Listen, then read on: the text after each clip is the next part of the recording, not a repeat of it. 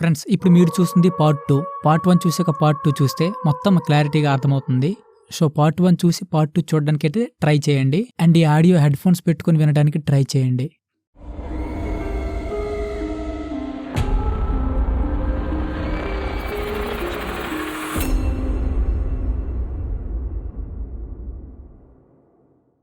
సంధ్య, ఎంతసేపు లగేజ్ సర్దుతావు? మనం వెళ్తుంది పేరెంటానికి కాదు, హనీమూన్కి ఏవో రెండు జతలు ఉంటే చాలు. బయటకు వెళ్ళేటప్పుడు రూమ్ లో ఉన్నప్పుడు వాటితో మనకు పని లేదు కదా అన్నాడు శ్యామ్.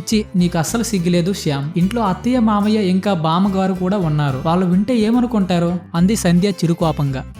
వింటే వినుకోని నాకేం, అయినా పెళ్ళయి 4 నెలలు అయ్యింది. ఏదో ఒక కారణం చెప్పి ఇప్పటి వరకు శోభనాన్ని వాయిదా వేస్తూ వచ్చారు. అడిగితే ముహూర్తాలు లేవు అంటారు. కానీ ఊర్లో వారందరూ పెళ్లిళ్ళు చేసుకుని కాపురాలు చేస్తున్నారు. శుభవార్తలు కూడా వింటున్నారు. పోనీ పాపం ఏదో బాధపడుతున్నాడని నీకు కూడా జాలి లేదు. కనీసం అట్లీస్ట్ ముట్టుకొనివ్వడం కూడా లేదు. ముట్టుకుంటే చాలు చిటపటలాడిపోతావు. మొన్నటికి మొన్న నడుం మీద చెయ్యి వేశానని లాగి ఒక్కటి పీకావు అని చెంప మీద చేత్తో రుద్దుకుంటూ చెప్తున్నాడు శ్యామ్. శ్యామ్ వైపు చూసి తనలో తానే నవ్వుకుంది సంధ్య. నేను నీ కంటికి జోకర్ లాగా కనిపిస్తున్నానా? నా బాధ నీకు కామెడీగా అనిపిస్తుందా? కానివ్వు, త్వరగా ఫ్లైట్ మిస్ అవ్వాలి. నీ సంగతి చెప్తా. నేనేం చేస్తానో నాకే తెలియదు. ఇన్ని రోజులు ఓపిక పెట్టాను, ఇంకా నా వల్ల కాదు అన్నాడు శ్యామ్. అబ్బబ్బా, గోల చేయకు శ్యామ్, అయిపోయింది పద అంది సంధ్య. చెరొక బ్యాగ్ తీసుకొని రూమ్ లో నుండి బయటకు వచ్చారు ఇద్దరు. వాళ్ళని చూసి శ్యామ్ వాళ్ళ అమ్మ నాన్న సంతోషంగా చూస్తూ జాగ్రత్తగా వెళ్ళిరండిరా అన్నారు. కానీ శ్యామ్ వాళ్ళ బామ్మ మాత్రం వీల్ చైర్ లో కూర్చొని వీళ్ళ వైపే కంగారుగా చూస్తుంది. శ్యామ్ వాళ్ళ నాన్నమ్మ వీల్ చైర్ కి పరిమితం అయ్యి 5 సంవత్సరాలు అయ్యింది. ఆవిడ కదలలేదు, మాట్లాడలేదు, కానీ చూడగలదు, వినగలదు. శ్యామ్ సంధ్య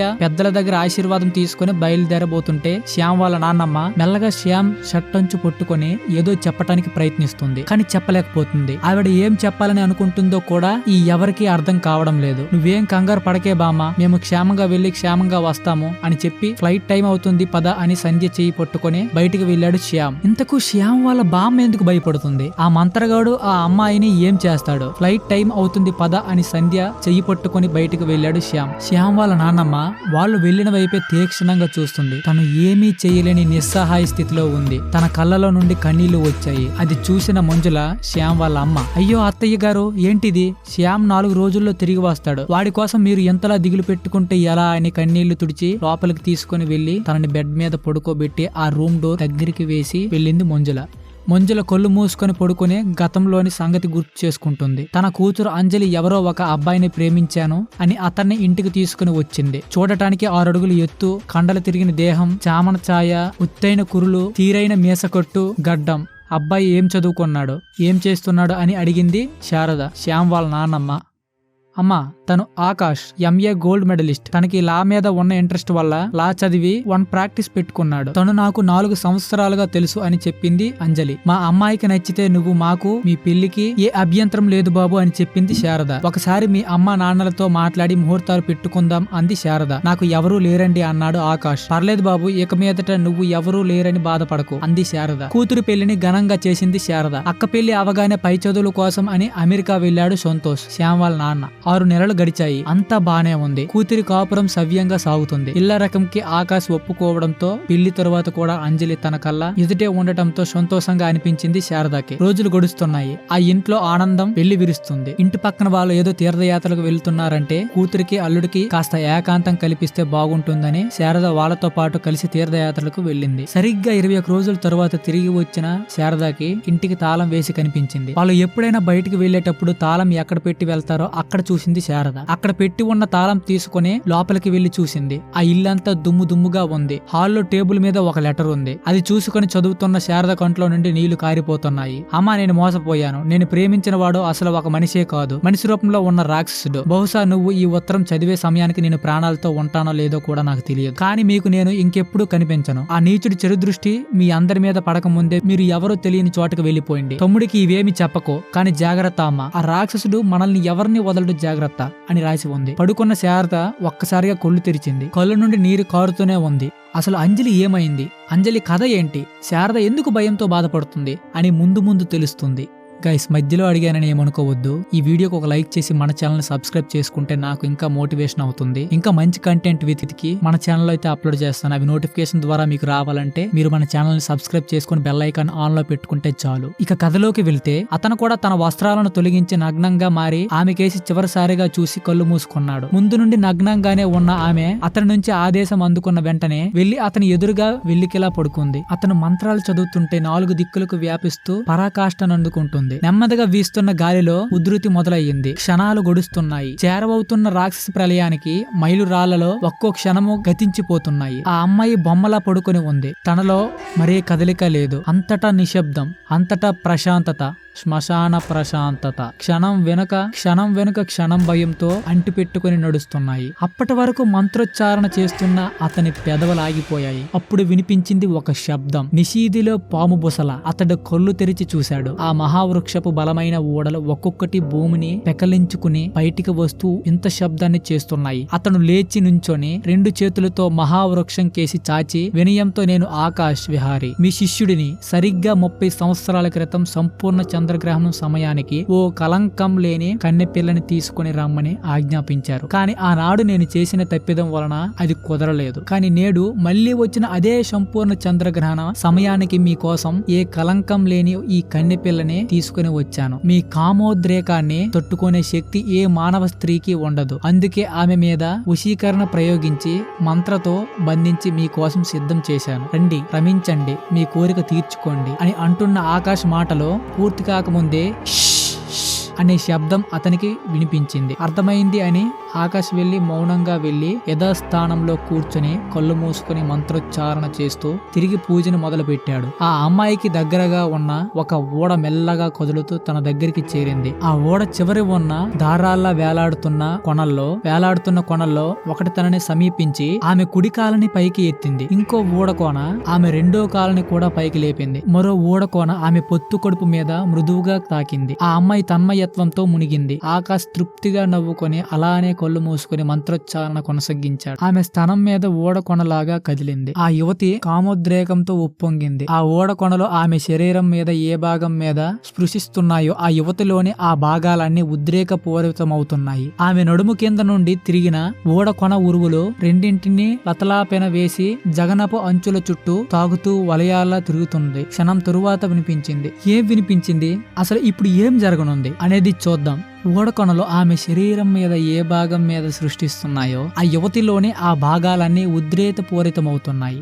అప్పటి వరకు నిశ్శబ్దంగా ఉన్న ప్రకృతిలో కదలిక మొదలయ్యింది. చీకటిలో మునగ తీసుకున్న కీటకాలు గగ్గోలు పెడుతూ అరవడం ప్రారంభించాయి. ప్రతి వైపు కదిలికలే. గాలి రయ్యమంటుంది. ఓడలు, మర్రి ఓడలు గిరికీలు కొడుతున్నాయి. ఆ ప్రాంతమంతా భయంకరంగా మారింది. ఆ ఓడలు అన్ని క్షణానికి వేగంగా కదులుతున్నాయి. గాలి కూడా వేగంగా వీస్తుంది. చెట్టు కొమ్మలు కూడా కదులుతున్నాయి. నగ్నంగా పడుకొని ఉన్న ఆ అమ్మాయి చుట్టూ 4 దిశల నుండి ఓడలు ముందుకు వస్తున్నాయి. ఎక్కడో దూరంగా ఉన్న నక్క వికృతంగా అరుస్తూ ఉంది. ఆ చెట్టు ఓడలు అన్ని ఆమె దగ్గరికి చేరాయి. ఒక ఓడ వెళ్లి ఆమె నడుమును చుట్టింది. మరో 2 ఓడలు తన చేతుల్ని చుట్టుకుని అదిమి పెట్టాయి. ఆ యువతి ఇప్పుడు పూర్తిగా స్తంభించిపోయిన స్థితిలో ఉంది. తనకి ఏం జరుగుతుందో కూడా తను తెలుసుకునే స్థితిలో లేదు. సరిగ్గా అప్పుడే ఒక బలమైన ఓడ ఆమె ఒంటి మీద కొరడాలాగా కల్పించింది. అంతే. అప్పటి వరకు స్తంభించిపోయిన ఆ యువతి పూర్తి స్పృహలోకి వచ్చి తను ఉన్న పరిస్థితిని ఒక్కసారి చూసుకొని గట్టిగా అరిచింది. ఆ అరుపు విని ఒక్కసారిగా కళ్ళు తెరిచాడు ఆకాష్. అక్కడ ఉన్న దృశ్యం చూసి గురువర్య అని గట్టిగా పిలిచాడు ఆకాష్. ఆ అమ్మాయి 2 కాళ్ళకి ఓడలు చుట్టుకుని పైకి లేపి ఉన్నాయి. తన నడుముని మరో ఓడ చుట్టగా చేతులని అదిమి పట్టాయి. ఆ తర్వాత ఏం జరగనుందో తెలిసిన ఆకాష్ ఆ యువతి స్పృహలోకి రావడంతో గట్టిగా అరిచాడు. ఏమిటి అని శబ్దం వినిపించింది ఆకాష్కి.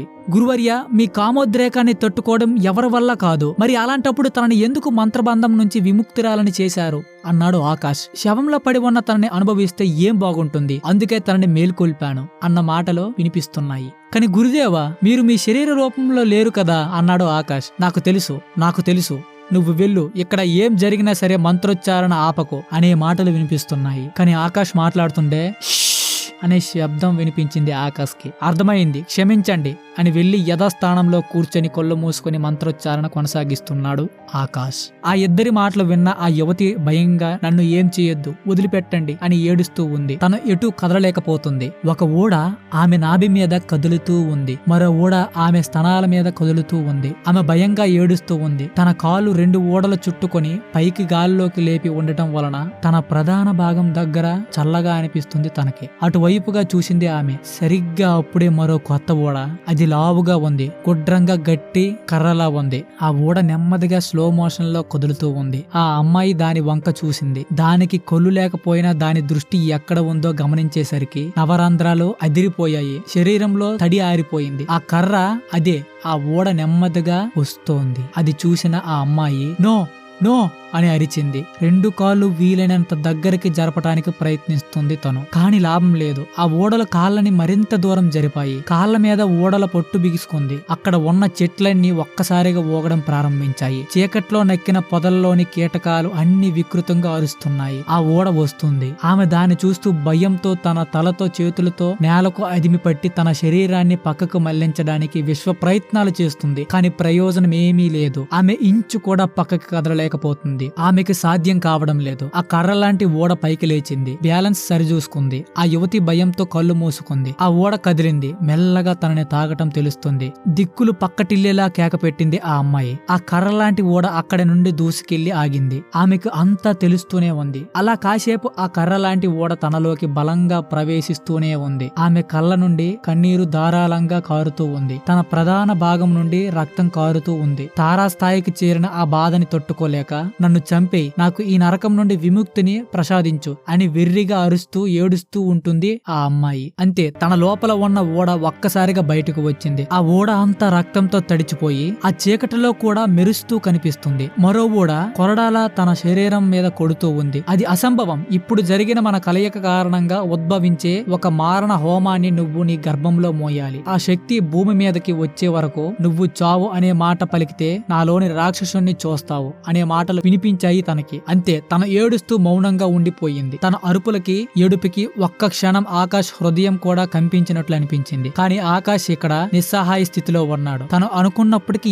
ఏం చేయలేని పరిస్థితిలో ఉన్నాడు. ఆమెను ఇష్టం వచ్చినట్లు కొట్టి ఆ ఓడ ఇంకోసారి తనలోకి ప్రవేశించింది. తనకి పచ్చి పుండు మీద కారణం చెల్లినట్టు అనిపించింది. ఆ బాధని తట్టుకోలేక సొమసిల్లి పడిపోయింది తను. ఆ రాత్రి అలా ఆ ఓడ తనలోకి ఎన్నిసార్లు ప్రవేశించిందనే లెక్కలేదు. తెల్లవారుజామున 4 గంటల సమయం. ప్రశాంతమైన వాతావరణం, చల్లగాలి. కొల్లు తెరిచిన ఆకాశ ఎదురుగా రక్తం ముడుగులో ఆ అమ్మాయిని స్పృహ కోల్పోయి పడి ఉంది. ముగ్గు మధ్యలో పెట్టిన బొమ్మ అక్కడ లేదు. అంటే తెల్లవారుజామున 4 గంటల సమయం, ప్రశాంతమైన వాతావరణం, చల్లగాలి.